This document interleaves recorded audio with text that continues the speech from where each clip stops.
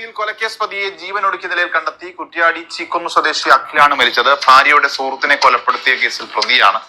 ഷംന അശോക് ചേരുകയാണ് ഈ വാർത്തയുടെ വിശദാംശങ്ങളുമായി. ഷംന. അനൂപ, ഇന്ന് രാവിലെയാണ് ഈ കൊലക്കേസ് പ്രതിയായിട്ടുള്ള അഖിലിനെ പെൺസുഹൃത്തിന്റെ വീട്ടിൽ തൂങ്ങിയ നിലയിൽ കണ്ടെത്തിയത്. അത്തോളി പോലീസ്. ഹലോ, നമസ്കാരം. പുതിയൊരു വീഡിയോയിലേക്ക് എല്ലാവർക്കും സ്വാഗതം. ഓരോ ദിവസവും കേൾക്കുന്ന വാർത്തകൾ കണ്ടു കഴിഞ്ഞാൽ എൻ്റെ പൊന്നു മക്കളെ, നമ്മുടെ കേരളത്തിൽ എന്തെല്ലാം നടക്കുന്നതെന്ന് ഇങ്ങനെ അതിശയപ്പെട്ടു പോകുമായിരുന്നു. ഉള്ള കാര്യം എന്താ പറയുന്നത്? ഇന്ന് കോഴിക്കോട് നിന്ന് വന്നൊരു വാർത്തയാണ്. അതായത് ഭാര്യയുടെ ആൺ സുഹൃത്തിനെ തട്ടിയിട്ടാണ് ഇവൻ ജയിലിൽ പോകുന്നത്. ആ ജയിലിൽ പോയിട്ട് ഇവൻ പിന്നീട് എന്ന് പറഞ്ഞ ജാമ്യത്തിലൊക്കെ ഇറങ്ങി തിരിച്ചു വന്നിട്ട് ഇവൻ വേറൊരു പെൺസുഹൃത്തിനെ ഉണ്ടാക്കി. ആ പെൺസുഹൃത്തിൻ്റെ വീട്ടിൽ പോയിട്ട് ജീവനൊടുക്കി എന്നാണ് പറയുന്നത്. അതിൻ്റെ വീട്ടിൻ്റെ മുന്നിൽ പോയിട്ട്. എന്തൊരു മനുഷ്യനാണ് ഇവനൊക്കെ. അതായത് ഭാര്യൻ്റെ ആൺ സുഹൃത്തിനെ ഇവന് കണ്ടുകൂടാ, പക്ഷെ ഇവന് പെൺസുഹൃത്താകാം, എല്ലാ കാര്യങ്ങളും ആകാം. എന്തൊരു ലോകമാണല്ലോ. അതായത് ഈ ആൺസുഹൃത്തുക്കൾ പെൺസുഹൃത്തുക്കൾ ഇവറ്റകളെ കൊണ്ട് നമുക്ക് തട്ടിയിട്ട് നടക്കാൻ കഴിയാത്ത സംഭവമായിപ്പോഴേ. അതായത് എവിടെ നോക്കിക്കഴിഞ്ഞാലും ഇവറ്റകളുടെ ശല്യമാണ്. അതായത് എവിടെ പോയി കഴിഞ്ഞാലും ഇവറ്റകളുടെ ശല്യം കൊണ്ട് നടക്കാൻ കഴിയാത്തൊരു സ്ഥിതിയാണ്. നിങ്ങളൊന്ന് ആലോചിച്ച് നോക്കറ, എവിടെയെങ്കിലും ഇവരെ കൊണ്ടൊരു ഗുണം കിട്ടിയിട്ടുണ്ടാ? അതായത് ഈ ആൺസുഹൃത്തുക്കൾ പെൺസുഹൃത്തുക്കൾ എന്ന് പറഞ്ഞ് പിന്നെ അവിഹിതമാകുന്നു, പിന്നെ ബെസ്റ്റിയാകുന്നു, പിന്നെന്ന് പറഞ്ഞാൽ ആ കുടുംബം അങ്ങോട്ട് തകരുന്ന്. പിന്നെ നമുക്കറിയാലോ, അവിടെ കുട്ടികളും മറ്റേവരൊക്കെയാണ് അനാഥരാകുന്നത്. പലതരത്തിലുള്ള ഒളിച്ചോട്ടങ്ങളും കാര്യങ്ങളും ഇങ്ങനെയുള്ള കാര്യങ്ങൾ മുഴുവൻ നടക്കുന്നത് ഈ ആൺസുഹൃത്തുക്കളെ പെൺസുഹൃത്തുക്കളെ എന്ന് പറയുന്ന വൃത്തികെട്ട വർഗം തന്നെയാണ്. ആദ്യം തന്നെ ഞാൻ പെണ്ണുങ്ങളോട് പറയുകയാണ്, ഇവറ്റകൾ കൂട്ടുകൂടാൻ നോക്കുന്നുണ്ടെങ്കിൽ നിങ്ങൾ എന്തെങ്കിലും ഒന്ന് കവർന്നെടുക്കാൻ വേണ്ടിയിട്ടായിരിക്കും.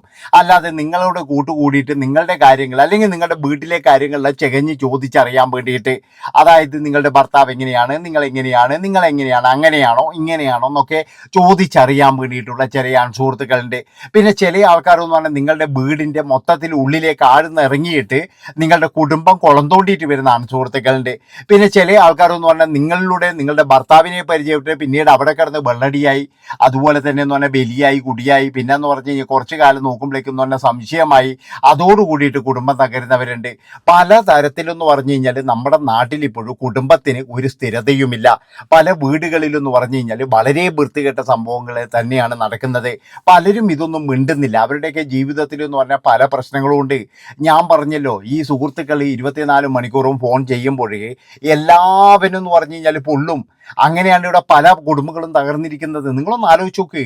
എത്രയെത്ര സംഭവങ്ങളാണ് പത്രമാധ്യമങ്ങളിലൂടെയും അതുപോലെ നമ്മളൊക്കെ എത്രയെത്ര സംഭവങ്ങൾ ഉദാഹരണങ്ങൾ സഹിതം പറഞ്ഞു കൊടുത്താലും ഇവർക്ക് ആർക്കെങ്കിലും എന്തെങ്കിലും ഒരു ഇതുണ്ടോ, ബോധമുണ്ടോ? അതായത് ബോധമില്ലാത്ത കളി തന്നെയാണ് നമ്മുടെ മലയാളികൾ കളിക്കുന്നത്. നമ്മൾ ഏതോ ഒരു ലോകത്താണ് ഇപ്പോഴേ. അതായത് നമുക്കൊരു 3-4 സുഹൃത്തൊക്കെ ഇല്ലെങ്കിൽ നമുക്കൊരു രസമില്ല. അങ്ങനെയുള്ളൊരു ഗതിയിലേക്ക് വന്നിരിക്കുന്ന ആണായാലും പെണ്ണായാലും കണക്ക് തന്നെ. എവിടെ പോയി കഴിഞ്ഞാൽ, ഇവിടെ ജോലിക്ക് പോയി കഴിഞ്ഞാലും ശരി, അവിടെ പോയി കഴിഞ്ഞാലും ശരി, ഇവിടെ പോയി കഴിഞ്ഞാലും ശരി, കുറേ എണ്ണത്തിനെയും കൂട്ടിയിട്ട് പിന്നീട് അങ്ങോട്ട് വന്നോണം. ഇപ്പം നിങ്ങൾ ഇവിടെ പോയി നോക്ക്, ഞായറാഴ്ച ദിവസങ്ങളിൽ നിങ്ങൾ ബാറിൽ പോയി നോക്ക്. ചില ബാറുകളിലൊക്കെ എന്ന് പറഞ്ഞു കഴിഞ്ഞാൽ ഇപ്പം സംഭവം മാറിയിട്ടുണ്ട്. അതിൻ്റെ അകത്ത് വന്നിട്ട് ഇപ്പോൾ ആണും പെണ്ണും എല്ലാം കൂടിയിട്ട് എന്ന് പറഞ്ഞു കഴിഞ്ഞാൽ കുടിച്ചു കൂത്താട്ടം തന്നെയാണ്. അതാണ് നിങ്ങൾ മനസ്സിലാക്കുന്നത്. എല്ലാവരും ഇല്ലാട്ടാ, ഞാൻ ആരെയൊന്നും പറയുന്നില്ല. ഇതിൽ പോകുന്നവരോടാണ് ഞാൻ പറയുന്നത്. കുറച്ച് കഴിഞ്ഞാൽ ഇവരുടെയൊക്കെ അവസ്ഥ എന്താണ്? അപ്പോഴേക്കും പറയും, അയ്യോ എന്നെ മദ്യം തന്ന് മയക്കിയിട്ട് എന്തെല്ലോ ചെയ്തു, അയ്യോ എനിക്ക് ഇങ്ങനെയായിപ്പോയി, അയ്യോ എന്നെ ഇങ്ങനെ ചെയ്തു കഴിഞ്ഞു, കൂട്ടുകാരൻ്റെ റൂമിൽ വെച്ച് എന്നെ ഇങ്ങനെ ചെയ്തു എന്നൊക്കെ പറഞ്ഞിട്ട് പിന്നീട് അങ്ങോട്ട് പരാതിയുടെ ബഹളമായിരിക്കും. എന്നാൽ ഇതിന് പോകാതിരുന്നൂടെ? അതായത് ഈ കൂട്ടുകാർ മദ്യപിക്കാൻ നിങ്ങളെ വിളിക്കുന്നുണ്ടെങ്കിൽ അത് നിങ്ങളോടുള്ള സ്നേഹം കൊണ്ടോ പരിഗണന കൊണ്ടോ അല്ലെങ്കിൽ ഇതിനു വേണ്ടിയിട്ടും അല്ല. അവന് കിട്ടുമെങ്കിൽ എന്ന് പറഞ്ഞാൽ അവനൊന്ന് അവിടെ വെച്ചിട്ടെന്ന് പറഞ്ഞു കഴിഞ്ഞാൽ അവനൊന്ന് ചെയ്യും. അതിന് വേണ്ടിയിട്ട് തന്നെയാണ് യുവമാർ നിങ്ങളെ മദ്യപിക്കാൻ വിളിക്കുന്നത്. അല്ലാതെ എന്ന് പറഞ്ഞു കഴിഞ്ഞാൽ അവന് പുണ്യം കിട്ടാനോ അല്ലെങ്കിൽ അവൻ്റെ വീട്ടിലേക്ക് കൊണ്ടുപോകാനോ ഒന്നും അല്ല. ഇതാദ്യം നിങ്ങൾ മനസ്സിലാക്കുക. നിങ്ങൾ പോയി കഴിഞ്ഞാൽ നിങ്ങളാണ് നശിക്കുന്നത്. അതുകൊണ്ട് തന്നെ ഞായറാഴ്ച ദിവസങ്ങളിൽ കള്ള് ഷാപ്പിലും പിന്നെന്ന് പറഞ്ഞു കഴിഞ്ഞാൽ ബാറിലും ഒക്കെ പോയിട്ട് കൂത്താടി നടക്കുന്നവരോട് എനിക്ക് പറയാനുള്ളത്, നിങ്ങൾ അടിക്കുന്നത് 2 ബീറേ അടിക്കുള്ളൂ, ഇല്ലെങ്കിൽ എന്ന് പറഞ്ഞാൽ 2 പെഗ്ഗേ അടിക്കുള്ളൂ. ശരി തന്നെയാണ്, മദ്യപാനം ആരോഗ്യത്തിന് ഹാനികരാണ്, അതും ഞാൻ പറഞ്ഞേക്കാം. പക്ഷെ ഇതിൻ്റെയൊക്കെ ദോഷം എന്ന് പറഞ്ഞു കഴിഞ്ഞാൽ നിങ്ങൾ അനുഭവിക്കുന്ന എപ്പോൾ എനിക്കറിയാം. ഒന്നുകിൽ നിങ്ങളെ കല്യാണം കഴിഞ്ഞാൽ, അല്ലെങ്കിൽ എന്ന് പറഞ്ഞു കഴിഞ്ഞാൽ നിങ്ങൾക്ക് എന്തെങ്കിലും ഒരു ബുദ്ധിമുട്ട് വരും. കാരണം എന്താ, ഇവരുടെയൊക്കെ കയ്യിൽ പലതരത്തിലുള്ള ഫോട്ടോസ് ഉണ്ടാകും. എന്നാൽ പിന്നെ ഞങ്ങളൊന്ന് ഭർത്താവിന് അയച്ചു കൊടുക്കുന്നത്. അങ്ങനെ ബന്ധം തകർന്ന നിരവധി ആൾക്കാരുണ്ട്. അതായത് ഈ ആൺ സുഹൃത്തുക്കളുടെ കൂടെ പോയിട്ട് ചുറ്റിക്കറങ്ങിയിട്ട് അവന്മാർ എടുത്ത് ഫോട്ടോ എടുത്ത് അത് പിന്നീട് പബ്ലിഷ് ചെയ്ത് മറ്റേ ഭർത്താവിന് അയച്ചു കൊടുത്ത് കുടുംബം തകർന്ന് തരിപ്പണമായ ഒരുപാട് ആൾക്കാർ നമ്മുടെ ഭൂമിയിലുണ്ട്, അതായത് കേരളത്തിലുണ്ട്. അതുകൊണ്ടാണ് ഞാൻ പറയുന്നത് എൻ്റെ പൊന്നു സുഹൃത്തുക്കളെ, എന്തിനാ ഇങ്ങനെയൊരു ജീവിതമായിരുന്നു? അതായത് കുറേ സുഹൃത്തുക്കളാണോ നിങ്ങളുടെ ജീവിതം മൊത്തം നോക്കുന്നത്?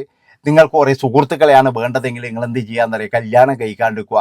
അല്ലാതെ ഇമ്മാതിരി വൃത്തികെട്ട പരിപാടി നിങ്ങളൊന്ന് ആലോചിച്ച് നോക്കുക. ഭാര്യേൻ്റെ സുഹൃത്തിനെ കൊന്നിട്ട് പിന്നീട് വന്നിട്ട് അവൻ്റെ സുഹൃത്തിൻ്റെ വീടിൻ്റെ മുന്നിൽ വന്ന് ജീവനൊടുക്കുക, അവനൊക്കെ എന്താ പറയുക? പിന്നെന്ന് പറഞ്ഞു കഴിഞ്ഞാൽ ഈ ആൺ സുഹൃത്തുക്കളിൽ പലതും എന്ന് പറഞ്ഞു കഴിഞ്ഞാൽ ഇപ്പോഴും ഈ ഭയങ്കരമായിട്ട് ഇപ്പോൾ ജോലി ചെയ്യാൻ മടിയുള്ളവരാണ്. അതായത് അവർക്ക് ശരിക്കും പറഞ്ഞാൽ അധ്വാനിക്കാനൊക്കെ വളരെ മടിയാണ്. അതുകൊണ്ട് ഞാൻ പറയുന്നത് എന്താ വെച്ച് കഴിഞ്ഞാൽ അവർ പലപ്പോഴും എന്ന് പറഞ്ഞാൽ കടം വാങ്ങിക്കാനും പിന്നെ എന്ന് പറഞ്ഞു കഴിഞ്ഞാൽ പലതരത്തിലും എന്ന് പറഞ്ഞാൽ പെൺകുട്ടികൾ ചൂഷണം ചെയ്യാനൊക്കെ, പെണ്ണുങ്ങളെ ചൂഷണം ചെയ്യാനൊക്കെ നിൽക്കുന്ന ടീമുകളാണ്. ഇങ്ങനെയുള്ള ഒരുപാടെണ്ണം നമ്മുടെ നാട്ടിൽ ഇപ്പോൾ ഇറങ്ങിയിട്ടുണ്ട്. അതുകൊണ്ടാണ് ഞാൻ പറയുന്നത്, നിങ്ങൾ ഓരോ ചുവട് വെക്കുമ്പോഴും വളരെയധികം സൂക്ഷിക്കണം. അതായത് വളരെ മോശമായ ലോകമാണ്. നമ്മൾ നല്ലത് എന്ന് വിചാരിക്കുന്നവനൊക്കെ എന്ന് പറഞ്ഞു കഴിഞ്ഞാൽ പുറത്ത് എന്ന് പറഞ്ഞാൽ പരമസീകളാണ്. അതാണ് നിങ്ങൾ മനസ്സിലാക്കേണ്ടത്. അതായത് സീ എന്ന് പറഞ്ഞാൽ മനസ്സിലായില്ലേ, ചെറ്റകൾ. പുറത്ത് ഭയങ്കരമായിട്ട് ചെറ്റകൾ തന്നെയാണ്. നമ്മൾ നോക്കുമ്പോൾ എന്താവോ അവനെന്ത് ഡീസൻ്റാണ്, അവനെ കുടുംബം നോക്കുന്ന, അവൻ്റെ ഭാര്യയോട് സ്നേഹം കാണുന്നില്ല, പക്ഷെ ഒരു മണ്ണാങ്കട്ടി ഉണ്ടാവില്ല അവിടെ എന്ന് പറഞ്ഞു കഴിഞ്ഞാൽ. എന്നും മടിയും വഴക്കും കുത്തും ഇതൊക്കെ ആയിരിക്കും. പക്ഷെ നമ്മൾ നോക്കുമ്പോഴേക്കും നല്ല രീതിയിൽ കാണുന്നത്. അതുകൊണ്ടാണ് പറയുന്നത്, തനിക്ക് കിട്ടിയ ജീവിതം താൻ നല്ല രീതിയിൽ കൊണ്ടുപോകാൻ നോക്കുക. അതിൻ്റെ അകത്തേക്ക് മൂന്നാമതൊരുത്തന്നെ നുഴഞ്ഞു കയറാൻ വിടാതിരിക്കുക. അങ്ങനെ വിട്ടുകഴിഞ്ഞാൽ ഇവിടെ സംഭവിക്കുന്നത് എന്താ വെച്ചാൽ, കുടുംബം തകർന്ന് തരിപ്പണായിട്ട് ഒന്നുകിലും എന്ന് പറഞ്ഞാൽ ഭർത്താവ് ഏതെങ്കിലും തരത്തിൽ ജയിലിൽ പോകും, ഇല്ലെങ്കിലും എന്ന് പറഞ്ഞാൽ ഭാര്യ മറ്റവൻ്റെ കൂടെ ഒളിച്ചോടി പോകും. ഇവിടെ എന്ന് പറഞ്ഞാൽ അനുഭവിക്കുന്നത് എന്ന് പറഞ്ഞു കഴിഞ്ഞാൽ ഒന്നും അറിയാത്ത കുഞ്ഞുങ്ങൾ മാത്രമാണ്. അതറിയോ നിങ്ങൾ? അതായത് ഈ മദ്യം മറ്റേ മയക്കുമരുന്ന് ഇതിനെക്കാട്ടിയൊക്കെ വലുതാണ് എൻ്റെ അഭിപ്രായത്തിന് എന്ന് പറഞ്ഞാൽ ഈ സൗഹൃദങ്ങൾ. അതായത് പല സൗഹൃദങ്ങളെന്ന് പറഞ്ഞു കഴിഞ്ഞാൽ ഒറിജിനലല്ല, ചൂഷണം ചെയ്യാൻ വേണ്ടിയിട്ട് ഉപയോഗിക്കുകയാണ്. പല സൗഹൃദങ്ങളും ഇവന്മാർ എന്ത് ചെയ്യുന്നു എന്ന് പറഞ്ഞു കഴിഞ്ഞാൽ ഇത് ദുരുപയോഗം ചെയ്യുന്നു. പല സൗഹൃദങ്ങളും ഇവരുടെ ആശകൾ തീർക്കാനും അതുപോലെ തന്നെ എന്താ പറയുക ഇവരുടെ പലതരത്തിലുള്ള ഇത് തീർക്കാൻ വേണ്ടിയിട്ടാണെന്നാണ് എനിക്ക് തോന്നിയിരിക്കുന്നത്. അല്ലാതെ ഇവൻ മാറുന്നു ഒരിക്കലും എന്ന് പറഞ്ഞു കഴിഞ്ഞാൽ സൗഹൃദത്തോട് കൂടിയിട്ട് എന്നാൽ പിന്നെ ഞാൻ നിനക്കെല്ലാം ഹെൽപ്പ് ചെയ്യാം, അങ്ങനെയൊന്നുമില്ല. പിന്നെ കുറേ ആൾക്കാരുണ്ട് ഈ പ്രവാസികളെ പറ്റിക്കുന്ന കുറേ ആൾക്കാരുണ്ട്. അതായത് പാവം പ്രവാസികളെ വിളിച്ചിട്ട് അതും ഇതും ഇങ്ങനെ പറയും, പിന്നെ കുറച്ച് പൈസയിലും മേടിക്കും. അത് അതിന് വേണ്ടിയിട്ട് മാത്രമുള്ള സൗഹൃദമാണ്. അങ്ങനെ കുറേ പ്രവാസികളുടെ പൈസ പോയിട്ടുണ്ട്, ഒരുപാട് ആൾക്കാരുടെ പൈസ പോയിട്ടുണ്ട്. സ്വന്തം തന്തയും തള്ളക്കും ഒരു 5 ഉറുപ്പിക പോലും കൊടുക്കാത്തവൻ ഇതുപോലെ ആരെങ്കിലും വിളിച്ചു കഴിഞ്ഞാൽ ആ നിമിഷം കൊണ്ട് കൊടുക്കുമായിരുന്നു. അങ്ങനെ ഒരുപാട് പേരുടെ പൈസയും കാര്യങ്ങളൊക്കെ പോയിട്ടുണ്ട്. ഇനി വന്നാൽ തന്നെ എന്ന് പറഞ്ഞാൽ നമുക്കെന്താ ഒന്ന് കാണാം. അങ്ങനെ കണ്ട് ബസ് സ്റ്റാൻഡിൽ നിന്ന് കണ്ടിട്ട് നിർവൃതി അടഞ്ഞു പോകുന്ന ആൾക്കാരും ഉണ്ട്. അങ്ങനെ പലതരത്തിലെന്ന് പറഞ്ഞു കഴിഞ്ഞാൽ ഈ സൗഹൃദങ്ങളെന്ന് പറഞ്ഞു കഴിഞ്ഞാൽ വളരെ മോശമായ രീതിയിൽ. അന്നേരം ചില ആൾക്കാർ ചോദിക്കുന്നൊരു ചോദ്യമുണ്ട്, സൗഹൃദം നല്ല രീതിയിൽ കൊണ്ട് നടക്കുന്ന ആളില്ലേ ഉണ്ടോയെന്ന് ചോദിച്ചു കഴിഞ്ഞാൽ ഒരു 5% കാറ്റം ഉണ്ടാവും, അത്രയേ ഉള്ളൂ. ബാക്കിയൊക്കെ എന്ന് പറഞ്ഞാൽ 5% ഇല്ലയെന്ന് ഞാൻ പറയുള്ളൂ. എനിക്ക് ഈറ്റങ്ങളൊന്നിനെയും വിശ്വാസമില്ല. കാരണം എന്താ വെച്ചാൽ ഇവറ്റകളൊക്കെ എന്ന് പറഞ്ഞാൽ അവസരം കിട്ടിക്കഴിഞ്ഞാൽ നേരെ തിരിയും. അങ്ങനെയാണ് ആൺ സൗഹൃദം തന്നെ അങ്ങനെയാണ്. പെണ്ണുങ്ങളെ പിന്നെ കുറച്ചെങ്കിലും വിശ്വസിക്കാം, പക്ഷേ ആണുങ്ങളെ തീരെ വിശ്വസിക്കാൻ പറ്റില്ല. പിന്നെ വേറെ ഒരു കാര്യം, ഇതിൻ്റെ അകത്തൊക്കെ ബലിയാടാകുന്നത് പലപ്പോഴും സ്ത്രീകൾ തന്നെയാണ്, വേറെ ആരുമില്ല.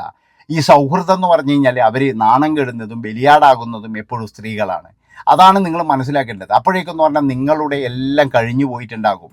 നിങ്ങളിത് തിരിച്ചറിയുമ്പോഴേക്കെന്ന് പറഞ്ഞാൽ എല്ലാം നഷ്ടപ്പെട്ട ഒരവസ്ഥയിലായിരിക്കും എന്നാണ് എനിക്ക് പറയാനുള്ളത്. അതുകൊണ്ട് വളരെയധികം സൂക്ഷിച്ച് മാത്രം ഈ സൗഹൃദങ്ങളെയും മറ്റുള്ളവരെയൊക്കെ ശ്രദ്ധിക്കുക. ഇല്ലെങ്കിൽ പണി കിട്ടും എന്നുള്ളതിൽ യാതൊരു സംശയവുമില്ല. നന്ദി, നമസ്കാരം.